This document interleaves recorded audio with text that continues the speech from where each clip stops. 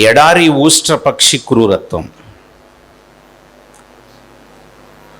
ఈ పాఠం నేర్చుకునే ముందు ఓ మాట చెప్పి పాఠంలోనికి వెళ్దాం.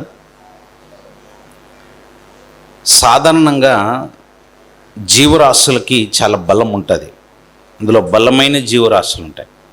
అందులో ఒక మొసలి ఉందనుకోండి, నీళ్ళల్లో చాలా బలంగా ఉంటుందండి. మొసలికున్న బలం ఏంటంటే నీరే. ఒకవేళ మొసలిని నీళ్ళలో నుంచి నీరు లేని చోటికి తెచ్చామనుకోండి, అది బలహీన పడిపోతుంది. దానికి ఇంక బలం ఉండదండి. అదే మొసలిని నీళ్ళల్లో ఒకవేళ మనము చూసామనుకోండి, ఆ లోకంలో చెప్తారు 1000 ఏనుగుల బలము దానికి ఉంటుంది అని. ఏనుగు చూడడానికి చాలా పెద్దది, బలంగా ఉంటుంది. అలాంటి బలమైన ఏనుగును సైతము ఈడ్చుకొని పోగలిగేటువంటి బలము మొసలికి ఉంటుంది, అది నీళ్ళలో ఉన్నప్పుడు. ఓ చేప ఉందనుకోండి, చేపకున్న బలం ఏంటంటే ఈదటం. అది నీళ్ళల్లో ఎంతసేపైనా ఈదగలుగుతుంది. అసలు ఒక మాటలో చెప్పాలంటే ఈదుతూనే ఉంటుంది. ఎంతగా ఈదుతుంటుంది అంటే తన జీవితకాలం అంతా ఈదగలదు. అది దాని బలం అండి. మళ్ళీ చేపకు ఏంటండి ఆ బలం అని అంటే నీరే బలం. నీళ్ళలో ఉంటేనే ఈదగలదు. అదే చేపను నీళ్ళలో నుంచి నేలపైకి ఇసిరేసామనుకోండి, నేలపైకి ఇసిరేస్తే ఇంక దాని బలం సరిపోదు. దాన్ని ఎవ్వరు ఏమనాల్సిన అవసరం లేదు, విలవిల కొట్టుకొని చచ్చిపోతుందండి. అంతే, నేల మీదకి వస్తే చచ్చిపోతుందండి. అంటే ఒక మొసలి యొక్క బలము నీరే, ఓ చేప యొక్క బలము నీరే. అంటే నీరు లేకుండా చేపను ఊహించుకోలేము, మొసలిని ఊహించుకోలేము. ఓ పక్షికి బలం ఏంటంటే ఎగరటం. తన రెక్కలే వాటికి బలం. ఆ రెక్కలలో బలం ఉంది అనే కన్నా గాలి లేకపోతే ఎగరలేదన్నది వాస్తవం. అంటే పక్షి యొక్క బలము రెక్కలు, గాలి. గాలి లేకపోతే ఎగరలేదు, రెక్కలు లేకపోతే ఎగరలేదు. అది పక్షి యొక్క బలం. మరి ప్రతి ఒక్క జీవరాశికి ఏదో ఒక బలం ఉన్నప్పుడు మనకున్న బలం ఏంటి? క్రైస్తవులుగా క్రీస్తును ధరించిన మన యొక్క బలం ఏంటి? మనకు బలం ఉందా? మన ఆత్మీయ జీవితంలో మనము పడిపోవడానికి చాలా కారణాలు ఉంటాయి. అందులో అత్యంత ప్రాముఖ్యమైనటువంటి కారణము నువ్వు బలహీనుడిగా మారటమే. బలహీనులు పడిపోతారండి, బలవంతులు నిలబడతారు. యుద్ధరంగములో బలమున్నవాడే నిలబడతాడు. ఈ భూమి మీద నరుల కాలము యుద్ధకాలం. ఈ యుద్ధకాలములో నీకు ఖచ్చితంగా బలం ఉంటేనే నిలబడతావు. నీకు బలం లేకపోతే నిలబడలేవు. ఇది ఎంతైతే వాస్తవమో క్రైస్తవ జీవితంలో నీకు ఏముంటే బలం ఉంటుంది? మన దగ్గర ఏముంటే బలం ఉంటుంది? పోనీ మనకి ఆస్తిపాస్తులు ఉంటే బలమా? కొన్ని సందర్భాల్లో ఆస్తియే బలంగా భావించే వాళ్ళు ఉంటారు.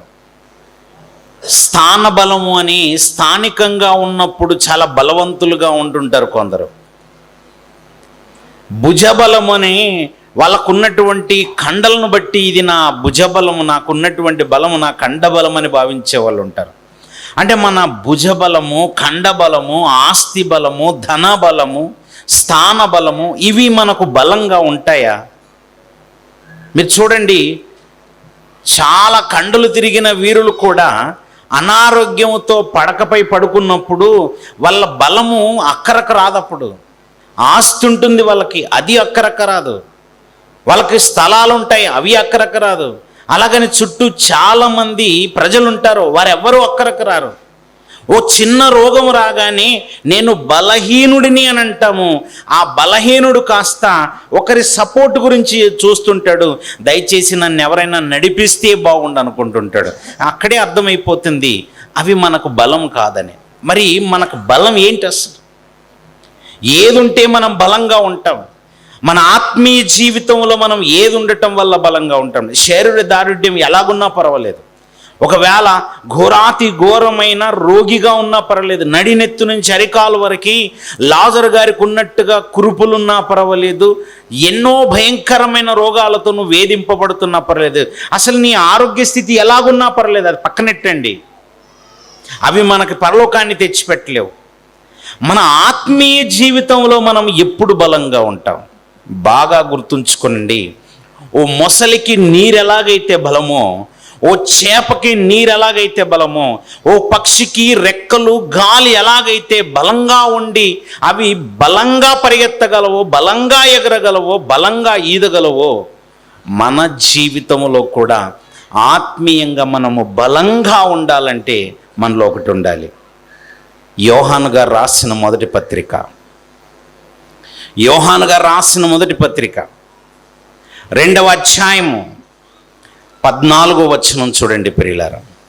యోహాను గారు రాసినటువంటి మొదటి పత్రిక 2వ అధ్యాయము 14వ వచనం. చిన్నపిల్లలారా, మీరు తండ్రిని ఎరిగి ఉన్నారు గనుక మీకు రాయుచున్నాను. తండ్రులారా, మీరు ఆది నుండి ఉన్నవానిని ఎరిగి ఉన్నారు గనుక మీకు రాయుచున్నాను. యవనస్తులారా, మీరు బలవంతులు. అండర్లైన్ చేసుకునండి అందరూ, ప్రతి ఒక్కరూ జ్ఞాపకం పెట్టుకోవాల్సిన మాట. ప్రతి క్రైస్తవుడు ఇప్పుడు ఈ 2 రోజులు మీకు ఎలా ఉంటుందంటే, ఫోన్కి పవర్ రీఛార్జ్ చేసినట్టుగా ఉంటుంది. కరెక్ట్గా 2 రోజులు రీఛార్జ్ అయి ఉంటారు. ఈ 2 రోజులు రీఛార్జ్ అయినటువంటి ఛార్జింగ్ పవర్ ఇది ఎంతో కాలం ఉంటుంది అనుకోకండి. ముందే చెప్తున్నాను, మహా అయితే 1-2 రోజులే. కొన్ని సందర్భాల్లో అయితే గేటు దాటితేనే పోతుంది.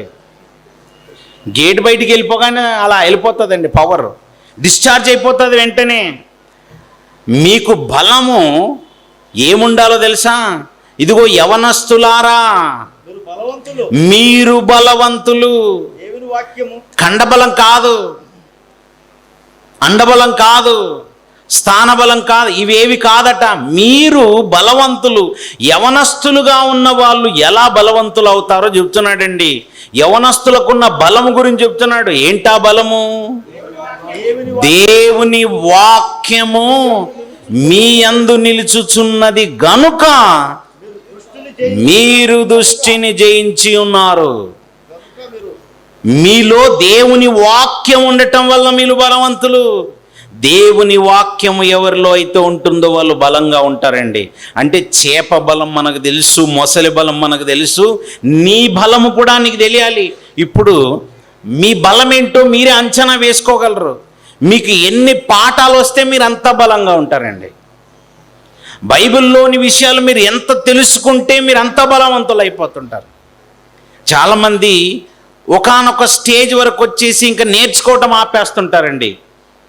ఓ స్టేజ్కి వచ్చిన తర్వాత వాళ్ళు ఏమనుకుంటారంటే, ఇంకా నేను వయసు చాలా పెద్ద వయసుకు వచ్చేసాను కనుక ఇంకా నేను నేర్చుకోవాల్సిన అవసరం లేదనుకుంటుంటారు. అసలు వయసుకి దేవుని మాటలకు సంబంధమే లేదు. అంటే నీ వయసు పెరగటం వల్ల దేవుని వాక్యం నీకు వచ్చేస్తుందని ఎవరు చెప్పారు? రాదలా. వయసు పెరగటం వల్ల మనకు అనుభవ జ్ఞానం వస్తుందని ఎవరన్నారు? నేర్చుకుంటేనే వస్తుంది. అందుకే జీవితకాలం అంతా మనం ఒక విద్యార్థిగా ఉండి దేవుని వాక్యాన్ని ఔపాసన పడుతుంటే ఎంత జ్ఞానమును, ఎంత వాక్యమును మన హృదయంలో నింపుకుంటే మనం అంత బలవంతులైపోతామండి. అసలు మనల్ని ఎవ్వరు ఢీకొట్టలేరు. కాదు, మనల్ని ఎవ్వరు ఢీకొట్టలేరు. లేదంటే మన ఆత్మీయ జీవితంలో మనం చాలా ఘోరాతి ఘోరంగా విఫలమవుతాం. బైబిల్ అంటే చాలామంది ఏమనుకుంటున్నారు, ఇప్పటికీ స్టిల్ ఈవెన్ టుడే చాలామందిలో బైబిల్ అంటే ఎలాంటి భావన ఉందంటే, ఇది కేవలము ఒక క్రైస్తవులు మాత్రం చదువుకునే పుస్తకం అనే భావన ఉందండి. పిల్లలు స్కూల్కి వెళ్తారండి, స్కూల్కి వెళ్ళే పిల్లలు చూడండి, 1వ తరగతిలో ఓ విద్యార్థి ఉన్నాడంటే ఆ 1వ తరగతి సంబంధించిన సిలబస్ వాడికి ఉంటుంది. 5వ తరగతిలో ఉన్నవాడికి వాడికి సంబంధించిన సిలబస్ ఉంటుంది. ఓ 10వ తరగతికి వాడికి సంబంధించిన సిలబస్. అందరికీ వేరు వేరు పుస్తకాలు ఇస్తారండి. ఇదిగో నువ్వు 10వ తరగతి నీ పుస్తకాలు వేరు, 5వ తరగతి నీ పుస్తకాలు వేరు, అలా ఇంటర్మీడియట్ నీ పుస్తకాలు వేరు, అందరికీ వేరు వేరు పుస్తకాలు ఇస్తారు. విచిత్రం ఏంటంటే 1వ తరగతోడు 2వ తరగతి చదవాల్సిన అవసరం ఉంటుంది, 2వ తరగతోడు 3వ తరగతి చదవాల్సిన అవసరం లేదు. 5వ తరగతోడు 5వ తరగతి చదువుతాడు, 10వ తరగతివి 10వ తరగతోడు చదువుతాడు. మిగతా వాళ్ళు చదవరు. అంటే లోకం ఏమనుకుంటుందంటే ఇది కేవలము క్రైస్తవులు చదివే పుస్తకం అనుకుంది బైబిల్ని. ఇంటర్మీడియట్ అనే కోర్సు ఉంటుందండి. ఆ ఇంటర్మీడియట్ అనే కోర్సులో, ఆ ఇంటర్మీడియట్ అనేటువంటి చదువులో ఏదో ఒక కోర్సులో మనం జాయిన్ అయిపోవాలా. Either BiPC or MPC or CEC MEC etcetera ఏదో ఒక కోర్సులో జాయిన్ అవుతావు. విచిత్రం ఏంటంటే ఎంపీసీ చదువుతున్న వాడికి బైపీసీ వాళ్ళతో సంబంధం ఉండదు. ఎంపీసీ సబ్జెక్టులు మాత్రమే చదువుతాడు. బైపీసీ వాడు సిఈసి వాడితో సంబంధం లేకుండా వాడి సబ్జెక్టులే వాడు చదువుకుంటాడు. అది స్కూలింగ్, అది కాలేజ్ ఎడ్యుకేషన్. అక్కడ ఎవడికి వాడికి సిలబస్ ఉంది కనుక అలా చదువుకుంటే సరిపోతుంది. బైబిల్ అనేది దేవుడు ఇది కేవలం ఒక వర్గానికి సంబంధించిన సిలబస్గా పెట్టలేదు. బైబిల్ అనేది ఇది కేవలము ఒక క్రైస్తవులకు సంబంధించిన సిలబస్ కాదు. ఆ పరలోకమందున్న దేవునికి అందరూ పిల్లలైనప్పుడు అది అందరికి అవసరమని ఇచ్చాడు. అందరికీ వాక్యం వచ్చినప్పుడు అందరూ బలవంతులు అవుతారు. ఎవరికి వాక్యం వస్తే వారు దైవాలు అవుతారు. దైవము అన్న మాటకు అర్థం ఏంటి తెలుసా? బలవంతుడు. దేవుడు ఎవరనుకుంటున్నావు? ఆయనకు అనేక సుగుణాలు ఉన్నాయి, అనేక గుణగణాలు ఉన్నాయి. ఆయన బాహుబలము అన్న మాట బైబిల్లో చెప్తాడంటే దేవుడు బలము గలవాడు. ఆయన మాట అంటే అలా భూమి ఏర్పడింది, ఆయన మాట అంటే విశ్వం ఏర్పడింది, ఆయన మాట అంటేనే వచ్చాయంటే ఆయన మాటకు ఎంత బలం ఉంటే ఏర్పడుతుంది. ఆయన మాటకు బలం లేకపోతే అవి ఏర్పడవు. ఆయన బలవంతుడు గనక దేన్నైనా ఇట్టే చేయగలడు. అలా వాక్యం ఎవరికైతే వస్తుందో వాళ్ళు దైవాలు అవుతారంటే అర్థం ఏంటి తెలుసా? వాళ్ళు దేన్నైనా ఛేదించగలరు, దేన్నైనా సులువుగా గెలవగలరు. అసలు వాళ్ళ జీవితంలో ఓటమన్నదే ఉండదండి. మన ఆత్మీయ జీవితంలో మనం ఓడిపోకూడదంటే మనకెన్నో మెలకువలు తెలియాలి. ఏదో కొన్ని మెలకువలు తెలుసుకొని వెళ్ళిపోయినంత మాత్రాన అన్ని తెలుసు అనుకోకండి. అన్ని తెలుసుకోవడానికి ప్రయత్నం చేయాలి. ప్రతి సందర్భంలో మనం ఒక విద్యార్థిలాగా వ్యవహరిస్తూ నేర్చుకోగలిగితేనే మనం బలవంతులుగా నిలబడతామండి. వాక్యమును బాగా నేర్చుకోవాలి. అందుకే మీకు తెలుసా, లోకములో ఎన్నో శాస్త్రాలు ఉన్నాయి. ఆ శాస్త్రాలకు సంబంధించినటువంటి విషయాలు చదువుతున్నప్పుడు అబ్బో వీళ్ళు గొప్పవాళ్ళు, వాళ్ళు గొప్పవాళ్ళు, వీళ్ళు గొప్పవాళ్ళు అనిపిస్తుంటుంది మనకి.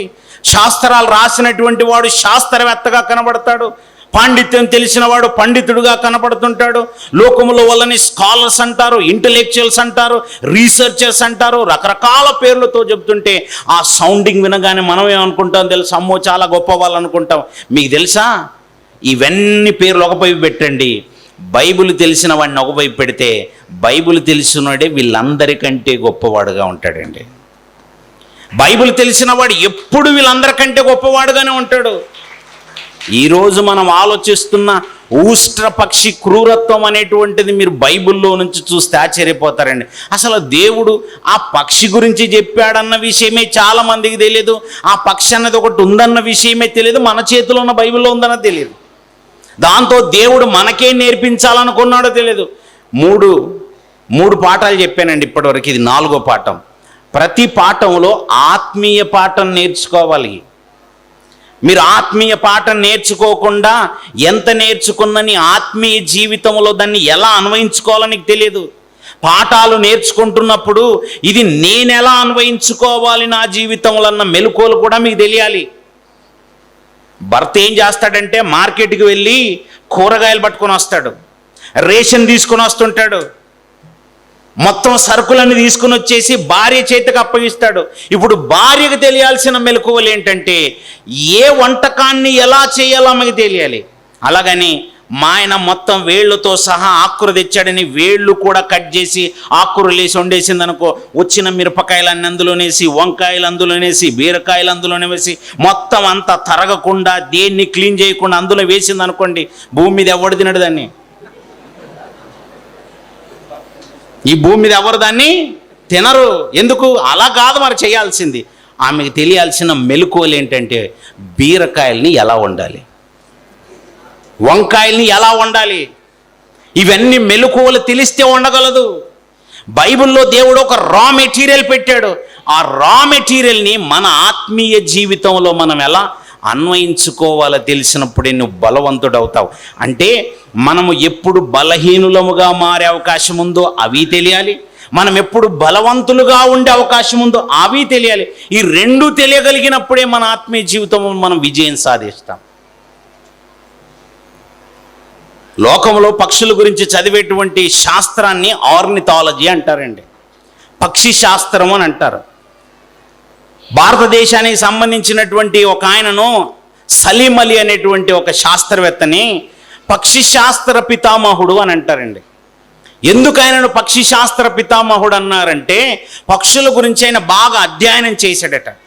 చాలా పక్షుల యొక్క అలవాట్ల గురించి, అవి ఎలా ఎగరగలవు, ఎలాంటి ఆహార పదార్థాలను తింటాయి, అవి మనకి ఏ విధంగా ఉపయోగపడుతుంటాయి, మనిషితో వాటికి ఉన్న సంబంధ బాంధవ్యాలేంటి, ఇవన్నిటి గురించి ఆయన బాగా పరిశోధన చేశాడని ఆయనను ఏమన్నారంటే పక్షి శాస్త్ర పితామహుడు అని అన్నారు. నేను మాత్రం అస్సలు ఒప్పుకోనండి. నేను చదివానేది. నాకు ఫస్ట్ టైం నేను ఏవ్స్ అంటారు, పక్షుల గురించి చదివేదాన్ని ఏవ్స్ స్టడీ అని అంటారు. ఈ పక్షుల గురించి చదువుతున్నప్పుడు ఒకరోజు నాకు నచ్చలేదండి, నా బుక్కులోంచి దాన్ని ఇలా కొట్టేశానండి. ఎందుకు కొట్టేసుకున్నాను తెలుసా? ఈడి మొహం, ఈడెందుకు పక్షి శాస్త్ర పితామహుడు అవుతాడు? ఆయన ఎవరో నాకు తెలియదు. అసలు ఆ సలీం అలీ అంటే ఆయన ఎవరో నాకు తెలియదు. ఆ పేరు అలా కనబడగానే ఈయన పితామహుడు ఎందుకు అవుతాడు? అసలు ఈయన పితామహుడు కాదనేది నా మనసులో బలంగా ఉండిపోయిందండి. ఆయన పితామహుడు అవ్వడండి. ఎందుకు పితామహుడు అంటే, ఆయన ఎందుకు పితామహుడు అవ్వడు అని అంటే, ఆయన కంటే ముందే ఈ పక్షుల గురించి కానీ, జంతువుల గురించి కానీ, వృక్షాల గురించి కానీ పుస్తకాలు రాసిన ఆయన బైబిల్లో ఒక ఆయన ఉన్నాడండి. ఆయన ఎవరు చూస్తారా? రాజుల మొదటి గ్రంథం చూడండి.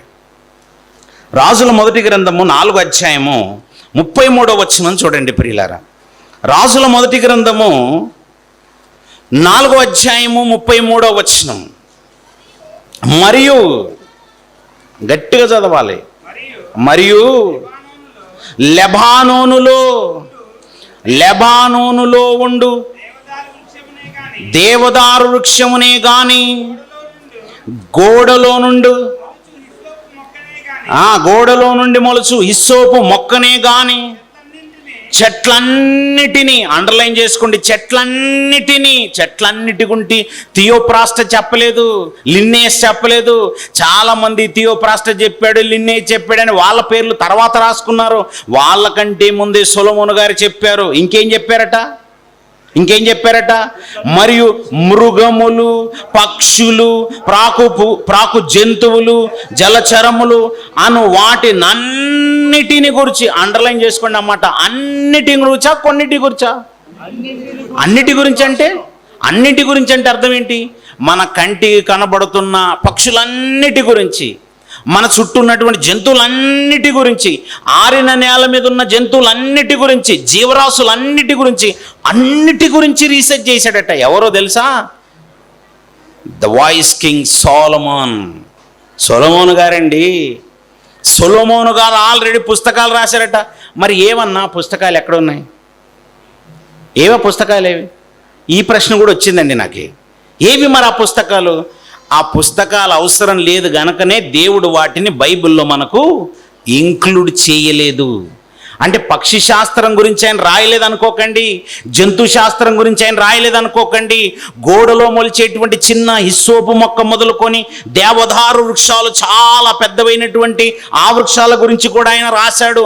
అన్నిటి గురించి రాశాడు. జలచరముల గురించి రాశాడు, భూచరముల గురించి రాశాడు, భూజంతువుల గురించి రాశాడు. ఆయన రాయందంటూ ఏది లేదండి. ఓ మాటలో చెప్పాలంటే సూర్యుని క్రింద భూమి మీద జరుగుతున్న మనుషులు చేస్తున్నటువంటి కార్యక్రమాలన్నిటి గురించి ఆయన రీసెర్చ్ చేశాడు, రాశాడు. కానీ ఫర్ యువర్ కైండ్ ఇన్ఫర్మేషన్ అవన్నీ అవసరం లేదు కనుక దేవుడు వాటిని పక్కన పెడితే అప్పుడు ఓవరాల్ రిపోర్ట్ ఒక్కటి రాశాడు, అదే ప్రసంగి గ్రంథం. ప్రసంగి గ్రంథములో వ్యర్థము వ్యర్థము వ్యర్థము. పక్షుల గురించి నేను రాసిందంతా వ్యర్థము, జంతువుల గురించి నేను రాసిందంతా వ్యర్థము. అట్లా చదువుకోవాలి మరి. అవన్నీ వ్యర్థము, సమస్తం వ్యర్థం. అంటే నేను రాసినవన్నీ వ్యర్థము. రాసిన తర్వాత అర్థమైంది, రాయకముందు అర్థం ఏంటి? రాసేవాడినే కాదు. అదే కదండి దాని అర్థము. ఆయన రాసినవన్నీ కూడా ఇది వ్యర్థం అనుకున్నాడు కనుకనే వాటి అన్నిటిని పక్కనెట్టి మరి ఏదండి లాభము, ఏది లాభం అన్నాడు తెలుసా? ఇదిగో ఈ భూమి మీద మానవ కోటికి ఒకటే విధి. అదేంటో తెలుసా? యెహోవా యందు భయభక్తులు కలిగి ఆయన కట్టడలను అనుసరించటం. ఇది మాత్రం లాభం, ఇది లాభము. ఇది మాత్రం ఖచ్చితంగా పాటించండి. మరి మిగతావి అవి లాభం లేదు. అలా లాభం లేవనుకొని అలా పక్కన పాడేశాడు ఆయన. కానీ రాశాడు. రాసిన ఆయన పితామహుడు అవ్వాలి ఒకవేళ అయితే. ఇక్కడ కూడా ఈయనను కూడా నేను పితామహుడు అనడానికి ఒప్పుకోనండి. ఎందుకు? ఆయన కూడా నాకు నచ్చలేదని కాదు, ఆయన కూడా నాకు నచ్చలేదని కాదు. ఏంటి, ఏదైనా ఒక న్యాయబద్ధంగా ఆలోచించాలండి. న్యాయం ఉండాలి. మనం మాట్లాడుతున్న మాటలో న్యాయం ఉండాలి. సొలొమోను గారు సలీం అలీ అనేటువంటి ఆయన కంటే ముందుగానే రీసెర్చ్ చేస్తే, ఒకవేళ పక్షి శాస్త్ర పితామహుడుగా ఎన్నుకోవాల్సి వస్తే, చెప్పాల్సి వస్తే సొలొమోను గారిని చెప్పాలి. కానీ సొలొమోను గారి కంటే ముందే పక్షుల మీద బాగా పట్టున్న వ్యక్తి, అవగాహన ఉన్న వ్యక్తి మరొక ఆయన ఉన్నాడు. ఆయన ఎవరో తెలుసా? పేరు చెప్తాను, నోవహు గారు. నోవహు గారికి ఎలా తెలుసు? నోవహు గారికి ఎలా తెలుసు అంటే, దేవుడు జలప్రలయాన్ని రప్పించే ముందు నోవహు గారికి ఒక ఓడ నిర్మాణం చేసుకోమన్నాడు. అలా నోవహు గారు ఇంచుమించుగా 100 సంవత్సరాలు, సుమారుగా 100 ఏళ్ళు కష్టపడి ఓ పెద్ద ఓడ నిర్మాణం చేశాడు. ఆ ఓడ నిర్మాణం చేసినప్పుడు దేవుడు నోవహు గారి దగ్గరికి జతలు జతలుగా జంతువులని, పక్షులని, పెంటులను అన్నిటిని రప్పించాడు. అలా రప్పించిన జంతువులన్నీ ఆయనతోనే ఎన్ని రోజులు ఉన్నాయి తెలుసా ఓడలో? సుమారుగా 14 నెలలు. 14 నెలలు పావురాలు ఉన్నాయి అక్కడ, 14 నెలలు కాకులు ఉన్నాయి అక్కడ, 14 నెలలు నెమళ్ళు ఉన్నాయి అక్కడ, 14 నెలలు. ఈరోజు మనం ఆలోచిస్తున్న పక్షి కూడా అక్కడ ఉంది, ఉష్ట్ర పక్షి కూడా ఆ రోజు ఉంది. అలా ఆ పక్షులన్నిటి గురించి ఒకవేళ తెలిస్తే నోవహు గారి కంటే ఎక్కువ ఎవడికి తెలిసే అవకాశమే లేదు. అది ఏ ఆహారం తింటుంది, ఎలా గుడ్లు పెడుతుంది, ఎలా పొదుగుతుంది, ఎలా పిల్లల్ని కంటుంది, ఇవన్నీ నోవహు గారికి తెలుసు. నోవహు గారికి తెలుసు. ఒకవేళ సొలొమోను గారి కంటే ముందే పక్షి శాస్త్ర పితామహుడుగా ఎవరైనా ఉన్నారంటే అప్పుడు నోవహు గారి పేరు చెప్పాలి. దీన్ని కూడా నేను ఒప్పుకోను. ఇదేంటి నా అసలు ఏదో ఒప్పుకోడంటే, ఏది ఒప్పుకోడంటే అన్న, మీరు ఒప్పుకుంటే ఏంటి, ఒప్పుకోకపోతే ఏంటి, మేము ఏదో ఒకటి అడ్జస్ట్ అయిపోతాం అనకూడదు. మనం ఏదో ఒకటి అడ్జస్ట్ అవ్వడానికి కాదు, దాన్ని అంటారు లేఖనాల పరిశోధన. బలి పెట్టారండి. లేఖనాల పరిశోధన అంటే ఇదే, ప్రేమ అంటే ఇదేరా అని లోకంలో చెప్పాడు. మన వాళ్ళు బలి పెట్టారు. లేఖనాల పరిశోధన అంటే ఇదే, ఇదే. మరి ఇలాగే లేఖనాలను పరిశోధించాలి. ఏదో 2 ముక్కలు చెప్పేసి పక్కన జరగకూడదు. లేఖనాలను అలా పరిశోధించుకుంటూ వెళితే మూలం వరకు వెళ్ళాలి. ఏంటి, నోవహు గారి కంటే ముందు ఇంకొక ఆయన ఉన్నాడండి. ఆయన ఎవరో తెలుసా? ఆదాము గారు. ఆదాము గారి దగ్గరికి ప్రతి జీవరాశి వచ్చింది. ప్రతి జీవరాశి వస్తే వాటన్నిటికీ పేరు పెడుతున్నాడు. నువ్వు గ్రద్ద, నోరు మూసుకొని వెళ్ళు. నువ్వేదో పెద్ద అక్కడెక్కడో ఎగురుతావట. నాకు తెలిసిన నువ్వు ఎంత ఎత్తులో ఎదిగినా నా దగ్గరికి మాత్రం దిగి రావాల్సిందే. నేను పేరు పెడితే ఎగరాల్సిందే. నిన్న ఎగిరే పుస్తకం చెప్పాను, అది కాదు ఇది. చూసారా? అంతే కదండి. మరి ఎలాంటి పక్షి అయినా ఆయన దగ్గరికి రావాలి, పేరు పెట్టించుకోవాలా, ఓకే వెళ్తాను మరి అని చెప్పేసి వెళ్ళాలి. అంతే కదా. అన్ని పక్షుల గురించి ఆయనకు తెలుసు. మరి అలా తెలుసు గనుకనే పేర్లు పెట్టాడు. నీ పేరు తెల్లగువ్వ, మంగళ కత్తి పిట్ట, ఓదె కొరిగేదానవు, కొంగ, పలానా పలానా, వెళ్ళు వెళ్ళు అని పంపిస్తూ ఉంటే వెళ్ళిపోయానమాట. నిజంగా చెప్పండి, ఆదాము గారి కంటే గొప్ప జ్ఞాని ఎవరైనా ఉన్నారా? ఆదాము గారి యొక్క జ్ఞానం ఎంతో చెప్పనా? మనం ఎవరితోనైనా ఏదైనా మాట్లాడుతున్నప్పుడు మర్చిపోతామేమని ఫోన్ తీసుకుంటాం, వెంటనే రిమైండ్లో రాసి పెట్టుకుంటాం, నోట్స్లో రాసి పెట్టుకుంటాం. ఒరే పలానా రాసి పెట్టురా, పలానా దగ్గర తేదీకి మనం వెళ్ళాలా. పెళ్లి పత్రికలు ఎందుకు ఇస్తారో తెలుసా? మనకు పత్రిక ఎందుకు ఇస్తారంటే మర్చిపోతామని. మామూలుగా ఫోన్ చేసి చెప్పొచ్చు, లేదంటే పలకరించి చెప్పొచ్చు. అలా ఎందుకు చెప్పట్లేదంటే మర్చిపోతామన్న గుర్తుండడానికి ఒక కార్డు ఇస్తారు మనకి. ఆదాము గారి దగ్గర కార్డులేం లేవు, పెన్నులు లేవు. అలాగని ఏదైనా ట్యాబ్ లేదు. ఓ సింహం వచ్చినప్పుడు దాని ఫోటో తీసుకొని నీ పేరు సింహం అని పెట్టాను, ఒక్క నిమిషం నేను సేవ్ చేసుకుంటాను అని సేవ్ చేసుకోవడానికి ఏం లేదు. సేవ్ చేసుకోవడానికి ఏం లేదు. ఎక్కడ సేవ్ చేసుకోవాలా? బాబోయ్, పెద్ద సింహం వచ్చినప్పుడు నువ్వు జూలు సింహాన్ని వెళ్ళు, నువ్వు చిరుతపులి, నువ్వు వెళ్ళు. చిరుతపులిలాగే ఉంటుంది పిల్లి. కిందికి వచ్చాను, నువ్వు చిరుతపుల్లాగా కనిపిస్తున్నావు, నువ్వు చిరుతపుల్లి కాదు కదంటే, నేను కాదండి అనలేదు. అది ఈయనే గుర్తుపెట్టుకోవాలి. నువ్వు నల్ల పిల్లి, నువ్వు తెల్ల పిల్లి, నువ్వు పలానా పిల్లి, వెళ్ళు. ఇవన్నీ ఇదే కష్టమైతే ఇప్పుడు చీమలు వస్తున్నాయి అనుకోండి. చీమలు వస్తుంటే చీమలకి ఎట్లా పేరు పెడతాడండి? అలా దగ్గర పిలిచేసి, నువ్వేనా ఇంతకుముందు వచ్చింది, ఓ నిమిషం ఆగు, చూస్తా, నాగు ఫోటో చెక్ చేసుకుంటా, నాగు స్కాన్ చేసుకుంటా, నాగు అనడానికి ఏముంది? ఏమీ లేదు. మరి ఎలా? ఆయన చూపు ఎంత గొప్పది, ఆయన వినికిడి ఎంత గొప్పది, ఆయన మాట ఎంత గొప్పది, ఆయన జ్ఞాపక శక్తి ఎంత గొప్పది. అసలు నోవు గారు పనిచేయరు, సొలొమోను గారు పనిచేయరు, సలిమలి ఏ మూలకు పనిచేయడు, అసలు ఎవ్వరూ పనిచేయరు ఆయన ముందు. ఆయనండి జ్ఞాని. అసలు ఆదాము గారిని మించిన జ్ఞాని ఎవరు? అలాంటి ఆదాము గారికి తెలిసినంత వీళ్ళకి ఎవరు తెలుసు? ఒకవేళ పితామహుడు అనే పేరు పెడితే ఏ శాస్త్రానికైనా ఆదాము గారి పేరు పెట్టాలి. ఇది కూడా నేను ఒప్పుకోను. అబ్బా, ఇదేంటి మళ్ళీ లాస్ట్కి ఫైనల్గా ఈయనే కదా ఏంటి? ఆదాము గారు కలిగించలేదండి, ఇవన్నీ కలిగించింది దేవుడు. ఆ పితా కలిగించినప్పుడు అన్నిటికీ పితామహుడు ఆయనే. అన్నిటికీ పితామహుడిని పక్కనెట్టేసి ఎవరినో తీసుకుని వచ్చి ఈయన పితామహుడు అండి, ఈయన బాగా చెప్తాడండి అని అంటే, నువ్వు చెబితే మేము చెవులో పూలు పెట్టుకున్నట్టుగా చెప్పండి సార్, అయ్యగారు చెప్పండి అనాలా? ఎర్రి బాగులండి, ఎవడో వెర్రోడు వింటాడు కానీ మనం ఎందుకు వింటాం? బైబిల్ తెలిసినాడు అస్సలు వినకూడదు. బైబిల్లో ఉన్న మాటలు అంత గొప్పవండి. దేవుడు సృష్టించిన ప్రతిదీ ఆయన ద్వారా సృష్టింపబడినప్పుడు ఆయనే పితామహుడండి. ఆయన చెప్పాడు. అలాంటి ఆ పరలోకమందున్న దేవుడు పక్షుల గురించి కూడా మనకు నేర్పించాడండి. ఏమని నేర్పించాడు తెలుసా? పక్షుల గురించి ఎంత మంచి మాట చెప్పాడు. ఒకసారి యోబు గ్రంథం 12:7 చూడండి. యోబు గ్రంథము 12:7. యోబు గ్రంథము 12:7. అయినను మృగములను విచారించుము, అవి నీకు బోధించును. ఆకాశ పక్షులను విచారించుము, అవి నీకు తెలియజేయును. ఇదిగో ఆకాశ పక్షులను విచారిస్తే అవి నీకు తెలియజేస్తాయట.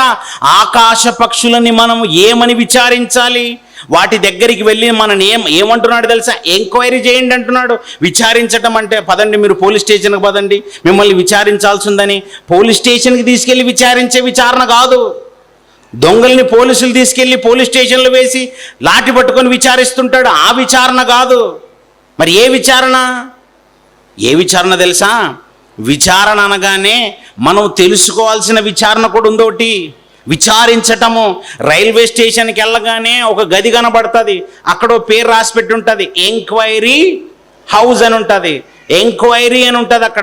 అక్కడ ఎంక్వైరీలు ఎవరు కూర్చుంటారు? ఎంక్వైరీ అంటే అక్కడ రాసి పెట్టి ఉంటుంది తెలుగులో విచారణ గది, ఎంక్వైరీ హాల్, ఎంక్వైరీ హౌస్. విచారణ గది అనగానే మనం విచారంతో వెళ్ళాలని కాదు దాని అర్థం. అక్కడ ఏదో మనం బాధతో వెళ్ళాలని కాదండి. అక్కడ తెలుసు, మనకు అర్థమైపోయింది. విచారణ గది అంటే మనము ఏ ప్రాంతానికి వెళ్ళాలో, ఏ ట్రైన్ ఎక్కి వెళ్ళాలో అది తెలుసుకోవటము. అది విచారణ, ఎంక్వైరీ. ఇదిగో పక్షులను విచారించు అంటే దీనంగా వాడి దగ్గరికి వెళ్ళి మొహం పెట్టి నిలబడు అని కాదు. వాటి గురించి నువ్వు స్టడీ చేయి, వాటి గురించి చదువు. వాటి గురించి చదువుతుంటే నీకు అవి జ్ఞానమును బోధిస్తాయి అంటున్నాడు. వాస్తవానికి పక్షులని మనకు జ్ఞానం బోధించడానికి కాదండి. ఆదాము గారి దగ్గరకు వచ్చిన పక్షి పేరు పెట్టుకొని వెళ్ళింది జ్ఞానవంతురాలని కాదు. జ్ఞానం లేదు గనకనే, తన పేరు అది పెట్టుకోలేదు గనకనే ఆదాము గారి దగ్గరికి పంపాడు. ఏ పక్షి తన పేరు అది పెట్టుకోలేదు తెలుసా మీకు? తన పేరు అది ఏది పెట్టుకోలేదు. ఏ జంతువు వాటి పేరులో పెట్టుకోలేదు. ఆదాము గారు పెట్టిన పేర్లు వాటికి కొనసాగింపుగా అలా ఉన్నాయంతే. అంటే ఆదాము గారు గొప్పవాడని చేశాడు. అందుకేమన్నాడు తెలుసా? ఆదాము గారిని చేసిన తర్వాత నీవు ఈ జీవరాశులన్నిటినీ ఏలేవాడవి అని చెప్పాడండి. ఏలేవాడిగా, ఏలికగా ఆదామును చేస్తే అలాంటి ఉన్నత స్థితిని మనిషి కోల్పోయినప్పుడు ఆ పరలోకమందున్న దేవుడు మనిషిని తిరిగి మళ్ళీ జంతువుల దగ్గరికి, పక్షుల దగ్గరికి పంపించి వాటితో బుద్ధి చెప్పించాలనుకుంటున్నాడు. అలాగని వాటికి ఎక్కువ జ్ఞానం ఉంటుంది అనుకోకండి. యోబు గ్రంథం 35వ అధ్యాయము, యోబు గ్రంథం 35వ అధ్యాయము 11వ వచనం చూడండి. యోబు గ్రంథము 35వ అధ్యాయము 11వ వచనము, భూజంతువుల కంటే మనకు ఎక్కువ బుద్ధి నేర్పుచు, ఆకాశ పక్షుల కంటే మనకు ఎక్కువ జ్ఞానము కలగజేయుచు, నన్ను సృజించిన దేవుడు ఎక్కడనున్నాడని కనుగొనేవారు ఎవ్వరు కూడా లేరట. అస్సలు ఎంత మంచి మాట చెప్పాడండి. మనుషులలో ఎవ్వరు కూడా ఆయనను కనుగోట్లేదట. నన్ను సృజించిన దేవుడు ఎక్కడున్నాడని వెతికే వాళ్ళు లేరట. అలాంటి పరిస్థితుల్లో మన జ్ఞాపకం చేస్తున్నాడు, ఒరే నాన్న, నిన్ను భూజంతువు కంటే గొప్పగా చేశాను, భూజంతువు కంటే ఎక్కువ నీకు బుద్ధి నేర్పాను, ఆకాశ పక్షుల కంటే నీకు ఎక్కువ జ్ఞానం ఇచ్చాను. అలా ఎక్కువ జ్ఞానవంతుడుగా ఉండాల్సిన నీవు వాటి దగ్గరికి వెళ్ళి నేర్చుకునే పరిస్థితి ఏర్పడింది. వాటి నుండి 2 రకాల పాఠాలు నువ్వు నేర్చుకోవాల్సి ఉంటుంది. వాటి నుండి నువ్వు నీతి నేర్చుకోవాల్సి ఉంటుంది. కొన్ని సందర్భాలలో వాటిలో ఉన్న లక్షణాలు నీలో కూడా ఉండకూడదని కూడా నువ్వు నేర్చుకోవాలి. అలాంటి పాఠమే ఈరోజు మనం ఆలోచిస్తున్న పాఠం, ఎడారి ఊష్ట్ర పక్షి క్రూరత్వం.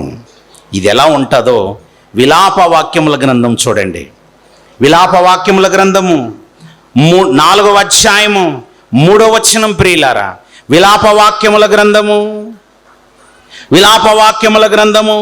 4వ అధ్యాయము 3వ వచనము, నక్కలైనను చన్నిచ్చి తమ పిల్లలకు పాలిచ్చును నా జనుల కుమారి ఎడారిలోని ఊష్ట్ర పక్షి వలె క్రూరురాలాయను. ఆ పరలోకమందున్న దేవుడు నా జనుల కుమారి ఎడారిలోని ఊష్ట్ర పక్షి వలె క్రూరురారాయను అని అంటున్నాడు. క్రూరురాలైపోయిందట. ఆ పరలోకమందున్న దేవుని జనుల కుమారి. ఆయన జనులు ఎవరు? ఆయన జనులు ఇశ్రాయేలీయులు. ఇశ్రాయేలీయులకు కుమారి ఎవరు? ఇశ్రాయేలు జనాంగమే. ఇశ్రాయేలు జనాంగమే ఇశ్రాయేలు జనుల కుమారి.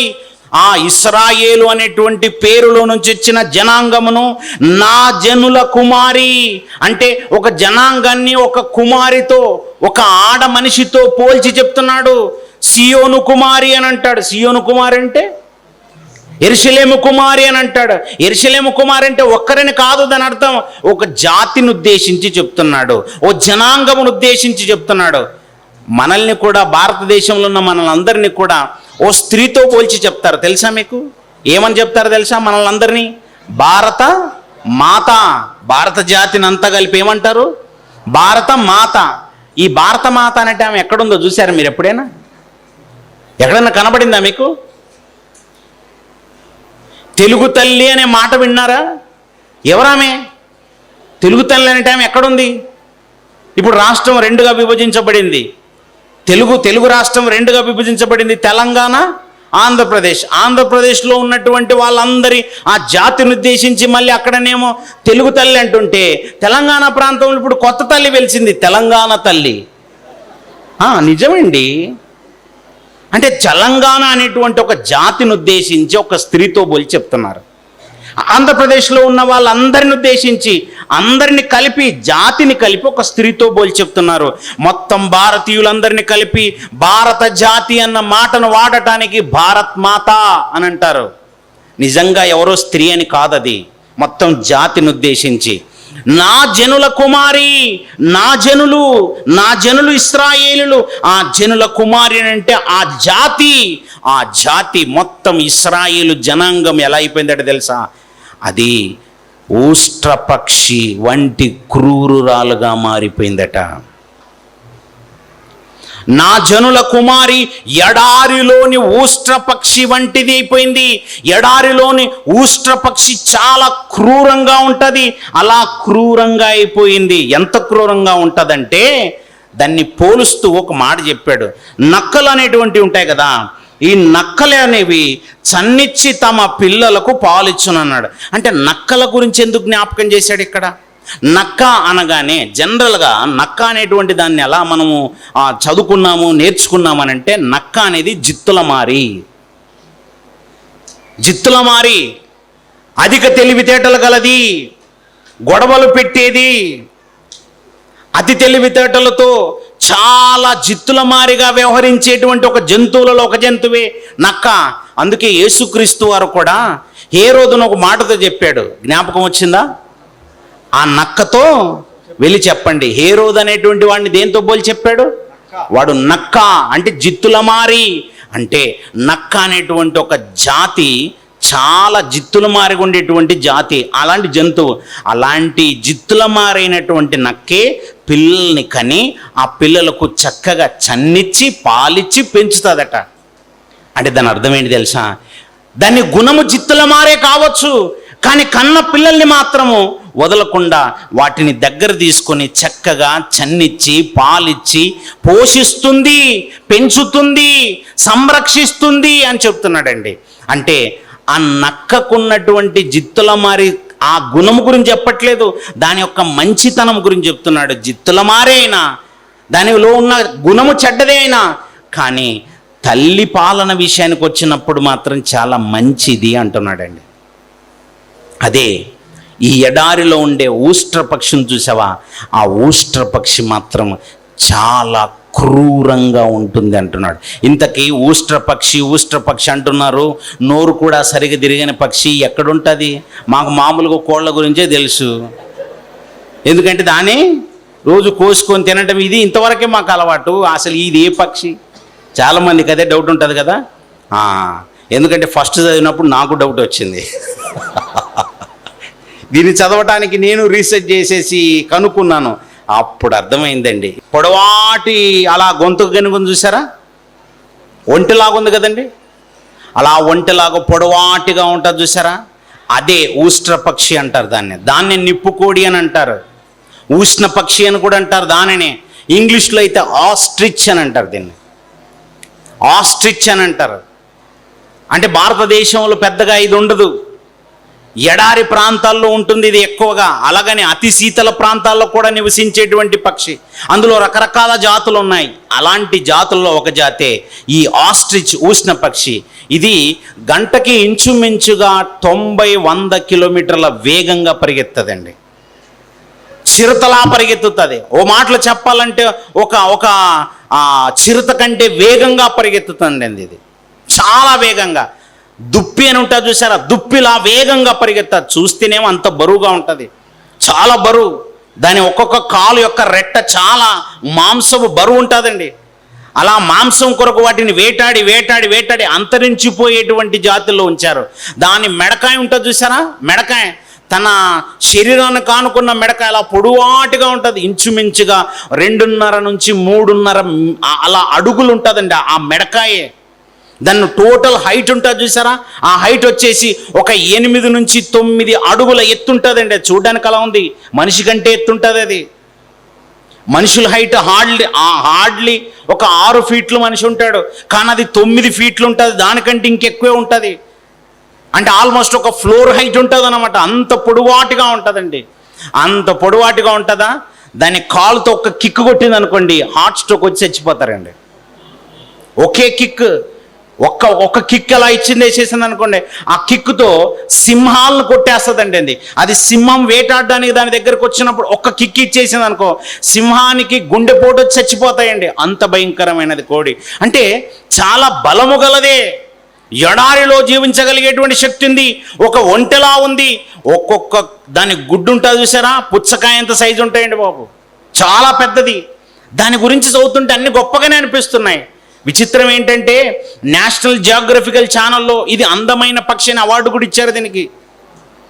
అన్ని బాగానే ఉన్నాయి దీనికి, కానీ దీంట్లో క్రూరత్వం మాత్రం బాలేదండి. లోకము మనుషులు గుర్తించే విధానంలో మరి వేరుగా చూస్తుంది. మనుషులు చూసే విధానం వేరు, ఆ లోకం చూసే విధానం వేరు, దేవుడు చూసే విధానం వేరండి. దేవుడు ఇలా చూడండి, ఆ పక్షి గుడ్లు పెడుతుందండి. దీని క్రూరత్వం ఎలా ఉంటుందో చెప్పాడు దేవుడు. అది గుడ్లు పెడుతుంది. ఓ వీడియో ప్లే చేస్తారు చూడండి. అది అలా తెర మీద కనబడింది చూసారా, గుడ్లు పెట్టింది. చాలా పెద్ద పెద్ద గుడ్లు అండి. అలా అంత పెద్ద పెద్ద గుడ్లు పెట్టేది కదా, ఆ గుడ్లు అది ఏమనుకుంటుందంటే ఇవి నాకు మాత్రమే కనబడుతుంటాయి అనుకుంటుందండి. అది గుడ్లు దానికి మాత్రమే కాదు, మనకు కూడా కనబడుతున్నాయి వీడియోలు, అందరికీ కనబడతాయి కదండి. పుచ్చకాయ అంత సైజులో ఉన్న గుడ్డు కనబడదా అండి? కామన్ సెన్స్ లేదు దానికి. అదేమనుకుంటుంది తెలుసా, అలా దుమ్ములో ధూళిలో గుడ్లు పెట్టేసి దీన్ని ఎవ్వరు చూడట్లేదు అనుకుంటుందండి. అలా గాలి వదిలేసి వెళ్ళిపోతుందండి. అందుకే దీని గురించి ఏమన్నాడు తెలుసా, ఇది క్రూర పక్షి, దీనికి వాత్సల్యం లేదు. యోబు గ్రంథము 39వ అధ్యాయము, యోబు గ్రంథము 39వ అధ్యాయం చూడండి ప్రియులారా, 13వ వచనము నుండి. యోబు గ్రంథము 39వ అధ్యాయం 13వ వచనము నుండి. నిప్పుకోడి సంతోషము చేత, నిప్పుకోడి అన్న మాట కూడా దీనికి ఉపయోగించారు. ఉష్ట్ర పక్షి అన్న, ఉష్ణ పక్షి అన్న, నిప్పుకోడి అన్న దీన్ని అంటారు. నిప్పుకోడి సంతోషము చేత రెక్కలను ఆడించును, రెక్కలను వెంట్రుకలను దానికున్నందున అది వాత్సల్యము గలదిగానున్నదా? నిప్పుకోడికి వాత్సల్యమున్నదా అని అంటే వెంటనే ఏమంటున్నాడు తెలుసా, లేదు సుమి. ఏమి లేదట దీనికి? వాత్సల్యము లేదట. నిప్పుకోడికి వాత్సల్యము లేదు. ఇంకా ఏం చేస్తుందట?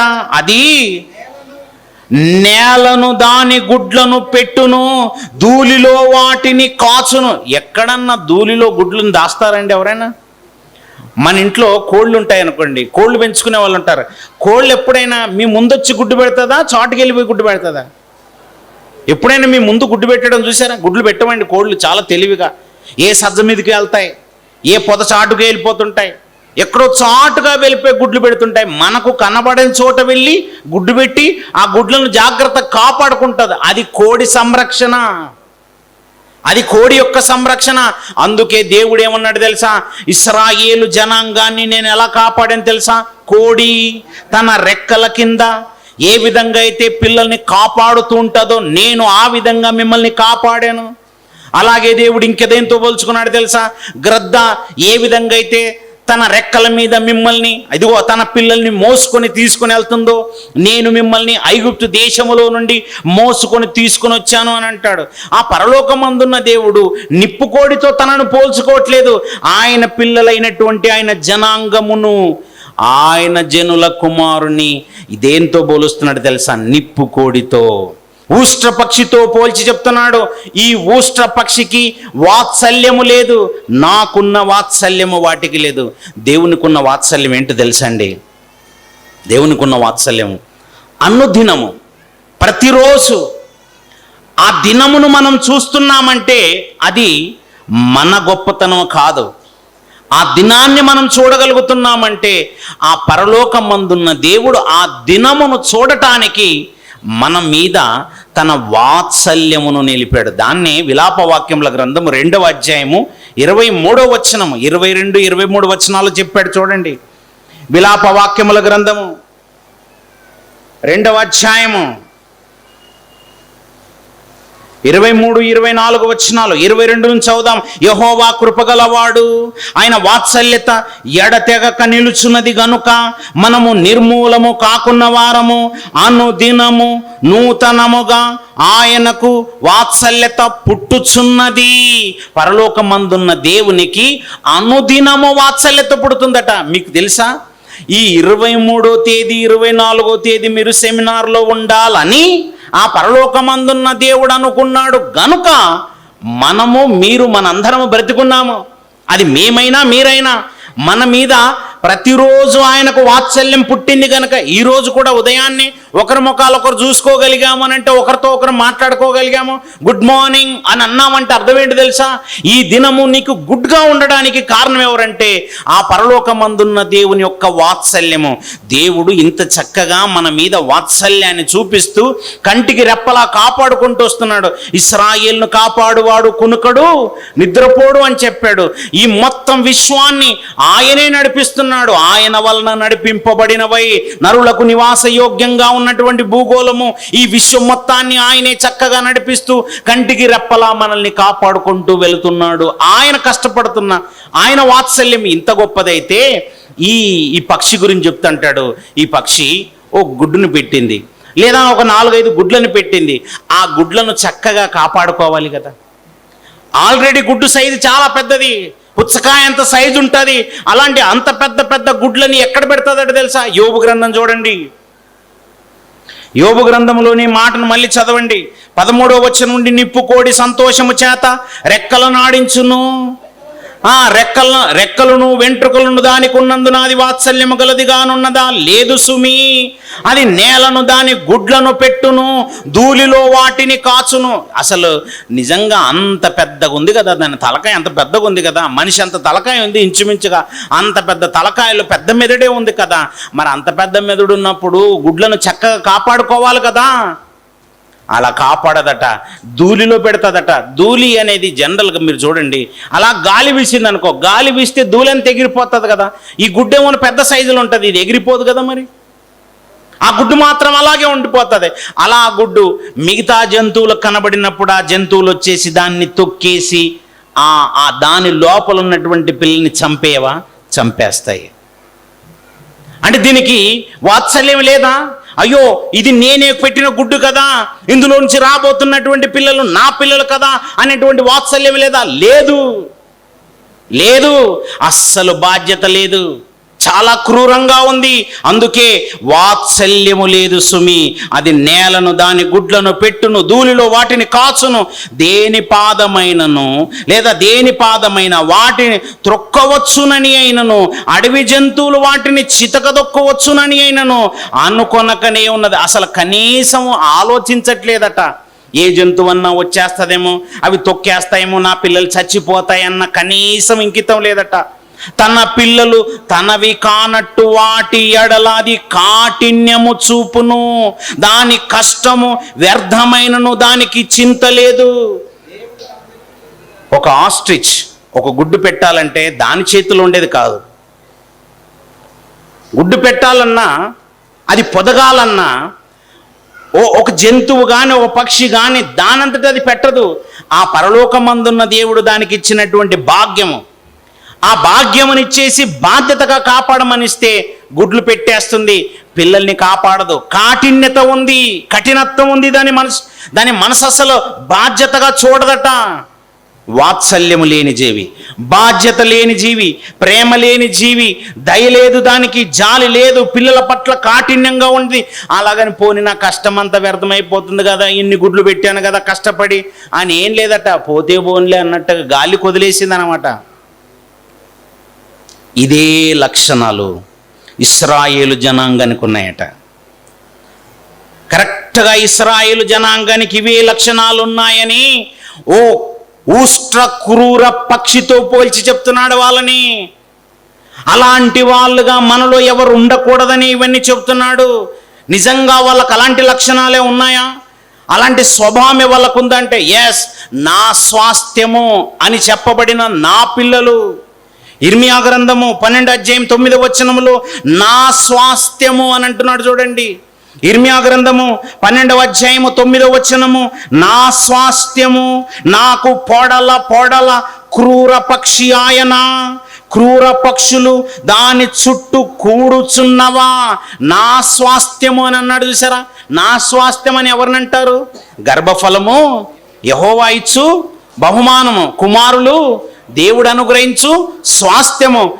ఇశ్రాయేలీయులను కూడా స్వాస్థ్యమే అని చెప్పాడు. 51వ అధ్యాయంలో చెప్పాడు చూడండి. ఇర్మియా గ్రంథము 51వ అధ్యాయం 19వ వచనం. ఇర్మియా గ్రంథము 51వ అధ్యాయం 19వ వచనము, ఇశ్రాయేలు ఆయనకు స్వాస్థ్యముగానున్న గోత్రము. ఇశ్రాయేలు అంటున్నాడు, ఆయనకు స్వాస్థ్యముగానున్న గోత్రము. ఆ స్వాస్థ్యము అని చెప్పబడినటువంటి ఆ గోత్రము లేదా ఇశ్రాయేలీలు నాకు పొడల క్రూర పక్షి అయ్యారా, నా స్వాస్థ్యమే క్రూరులైపోయారా అంటున్నాడు. ఎలా క్రూరులైపోయారా? ఒక క్రూర పక్షిలాగా అయిపోయారు అంటున్నాడు. ఏ క్రూర పక్షి? ఉష్ణ క్రూర పక్షి. ఎడారిలో తిరిగే ఉష్ణ క్రూర పక్షులు అయిపోయారు. ఆ ఎడారిలో తిరిగే ఉష్ణ క్రూర పక్షి ఏ విధంగా అయితే వాత్సల్యం లేకుండా, జాలి దయ లేకుండా పిల్లల పట్ల వ్యవహరిస్తుందో, వీళ్ళు కూడా యాజ్ ఇట్ ఈజ్గా అలాగే కనబడుతున్నారు నాకు అంటున్నాడు. చాలా సంతోషం అండి. పిల్లలందరినీ తీసుకుని వచ్చారు, బాగానే ఉంది. ఈ పిల్లలందరినీ చాలా జాగ్రత్తగా పరలోకానికి నడిపించాల్సిన బాధ్యత మనదే. మన గర్భాల గుండా భూమి మీదకి వస్తున్నటువంటి వారిని అందరినీ పరలోకానికి నడిపించాల్సినటువంటి బాధ్యత మనదే. నిజంగా మన పిల్లలు ఎలాంటి వాళ్ళుగా ఉంటారంటే, మనం ఏ ట్రైనింగ్ ఇస్తే ఆ విధంగానే ముందుకెళ్తారండి. మీరు ఏ విధంగా ట్రైనింగ్ ఇస్తే ఆ విధంగానే. వాళ్ళని గనక మీరు నిర్లక్ష్యంగా ఒకవేళ వదిలేస్తారా, అయితే వదిలేస్తే మీరే ఆ క్రూర పక్షి లాంటి వాళ్ళు అని అంటున్నాడు. మీరే ఆ ఉష్ణ క్రూర పక్షి లాంటి స్వభావం గలవారు. మీలో వాత్సల్యము లేదని అర్థం, మీలో జాలి దయ ఇవి లేవని అర్థం, పిల్లల పట్ల మీకు బాధ్యత లేదని అర్థం. ఓ గ్రద్ద ఎలాగైతే వచ్చేసి పక్షులను ఎత్తుకొని పోతుందో, మీరు చూస్తుండగానే మీ కళ్ళ ముందే అపవాది వచ్చేసి మీరు చూస్తుండగానే టప్ టప్ టప్ టప్ అని ఎత్తుకొని వెళ్ళిపోతాడు అనమాట మీ పిల్లల్ని. మీరు చూస్తుండగానే ఎత్తుకొని పోతాడు. ఇంకా చెప్పనా, పరలోకమందున్న దేవుడు అలా చూస్తుండగానే, పరలోకమందున్న దేవుడు చూస్తుండగానే అలా దేవునితో ఛాలెంజ్ చేస్తున్నట్టుంది అపవాది పరిస్థితి. ఎలాగుందా, ఇదిగో మీరు చూస్తుండండి, ఇప్పుడు మీ పిల్లల్ని నేను ఎత్తుకెళ్ళిపోతాను చూడండి అని అలా రైన దిగుని వచ్చేస్తాడు, టప్పున ఎత్తుకుని వెళ్ళిపోతాడు అంతే. ఓయ్, పరలోకమందున్న దేవుడు చూస్తుండగానేనా? దేవుడి పిల్లల్ని దేవుడు చూస్తుండగా ఎత్తుకెళ్ళిపోతాడు. యేసుక్రీస్తు వారు చూస్తుండగా ఎత్తుకెళ్ళిపోతాడు. పరిశుద్ధాత్మ దేవుడు చూస్తుండగా ఎత్తుకెళ్ళిపోతాడు. పరలోకములో దేవదూతలు దేవుడు పరిశుద్ధుడు పరిశుద్ధుడు పరిశుద్ధుడు అని ప్రతిగానాలు చేస్తున్న సమయంలో ఎత్తుకెళ్ళిపోతాడా? అవును, మరి ఏంటనుకున్నావు? ఆ క్రూర పక్షి అపవాదితో పోల్చబడింది. క్రూరుడు, మీ విరోధి అయిన అపవాది వారు గర్జించు సింహం వలె ఎవరిని మిరింగుదునా అని తిరుగుతున్నాడు. వాడిలో క్రూరత్వమే ఉంది. అలాగే సేమ్ ఈ క్రూర పక్షి కూడా పిల్లల పట్ల క్రూరత్వం ఏముంది. మీరు ఒకవేళ మీ పిల్లల్ని బాధ్యతగా ఒకవేళ చూడకపోతే, వాళ్ళని గనక మీరు జాగ్రత్తగా సంరక్షించుకోలేకపోతే, మీరు చూస్తుండగానే వారి జీవితాల్ని ఆవిరి చేసేస్తుంది అది. మీరు చూస్తుండగానే ఒక్క క్షణంలో పాతాళానికి జారిపోతారు. వాళ్ళు చచ్చాక అలా గుండెలు బాదుకుంటూ ఏడవనే తప్ప మనకి ఏం మిగలదు అని అంటున్నాడు. అమ్మో, అంత భయంకరమైనదా ఈ క్రూర పక్షి? అంత భయంకరమైనది. ఆ క్రూర పక్షి ఇంకోటి ఏదో కాదు, అపవాది. భూమి మీద కనబడుతున్నటువంటి క్రూర పక్షి ఏమో ఇది ఉష్ట్ర పక్షి. తన పిల్లల పట్ల నిర్లక్ష్యంగా ఉంటే పిల్లల్ని ఎత్తుకొని పోయేటువంటి మరో భయంకరమైనటువంటి పక్షి ఉంది, అదే అపవాది. ఈ విషయంలో జాగ్రత్త. నా పిల్లలు ఇశ్రాయేలు కూడా అలాగే అయిపోయారు. సేమ్ వాళ్ళకి నేను ఇచ్చినటువంటి పిల్లల్ని ఆ విధంగానే చేజేతులారా వదులుకున్నారు. ఎంత ఘోరంగా వదిలేసుకున్నారంటే ఓసారి మాట చూడండి. లేవ్యకాండం 26వ అధ్యాయం 29వ వచనం. లేవ్యకాండము 26వ అధ్యాయము 29వ వచనం. ప్రియులారా, మీరు మీ కుమారుల మాంసము తిందురు, మీ కుమార్తెల మాంసమును తిందురు, మీరు మీ కుమారుల మాంసం తిందురు అంటున్నాడు. ఏంటి, పిల్లల మాంసాన్ని తినేటువంటి భయంకరమైన స్థితికి వస్తారంటున్నాడండి బాబు.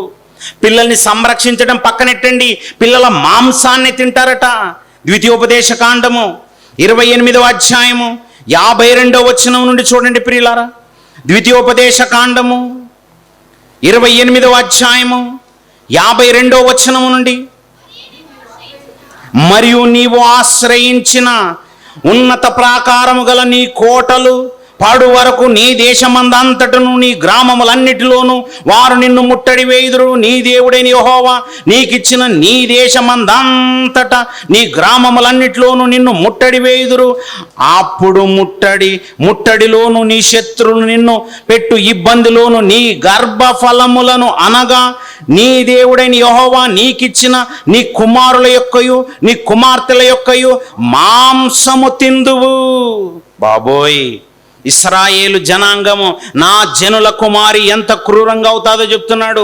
ఎంత క్రూరంగా అవుతుందంటే వాళ్ళ కుమారుల కుమార్తెల యొక్క మాంసమును తింటారు వాళ్ళు అంటున్నాడు. పిల్లల్ని తింటారా? పిల్లల్నే వండుకొని తింటారటండి బాబు. తిన్నారా మరి ఎక్కడైనా? రాజుల 2వ గ్రంథం చూడండి. రాజుల 2వ గ్రంథము 6వ అధ్యాయము 26వ వచనము 27వ వచనము 28వ వచనం చూడండి ప్రియులారా.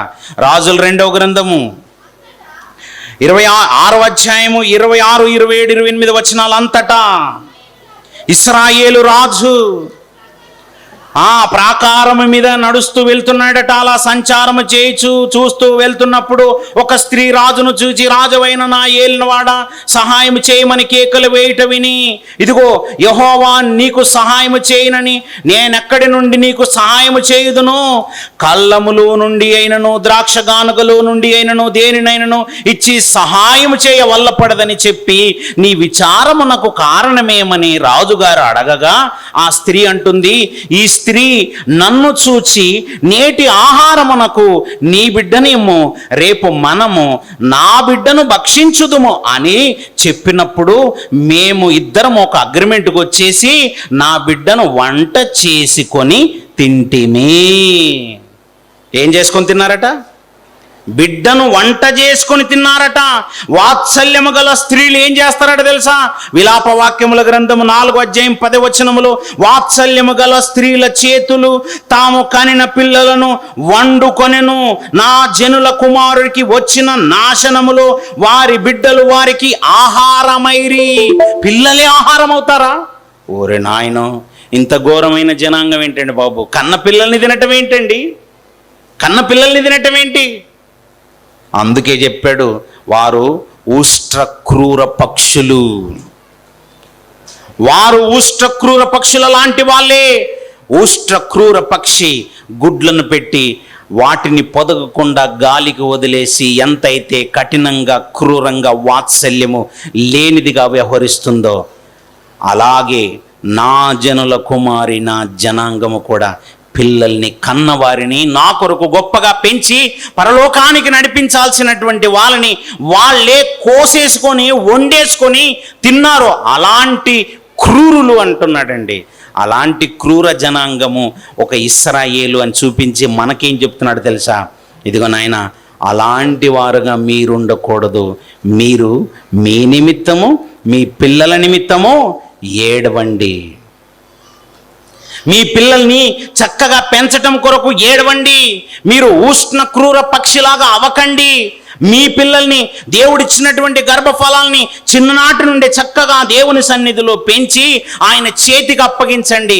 పరలోకానికి నడిపించేవారుగా ఉంచండి. వారు లోకానికి మార్గం చూపేవారుగా, వెలుగై ఉండేటట్టుగా, ఉప్పై ఉండేటట్టుగా వారిని నడిపించండి. అలా నడిపించినప్పుడే వారిని మీకు ఇచ్చినందుకు మీరు న్యాయం చేసిన వాళ్ళు అవుతారు.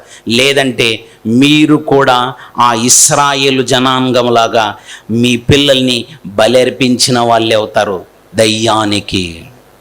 మనష్షే అనేవాడు అగ్నిలో వేసేసి చంపేశాడు. అగ్నిలో వేసి చంపేశాడండి. ఆహాజు అనేటువంటి వాడు అగ్నిలో వేసి చంపేశాడు. ఇశ్రాయేలు స్త్రీలు పిల్లల్ని వండుకొని తిన్నారు.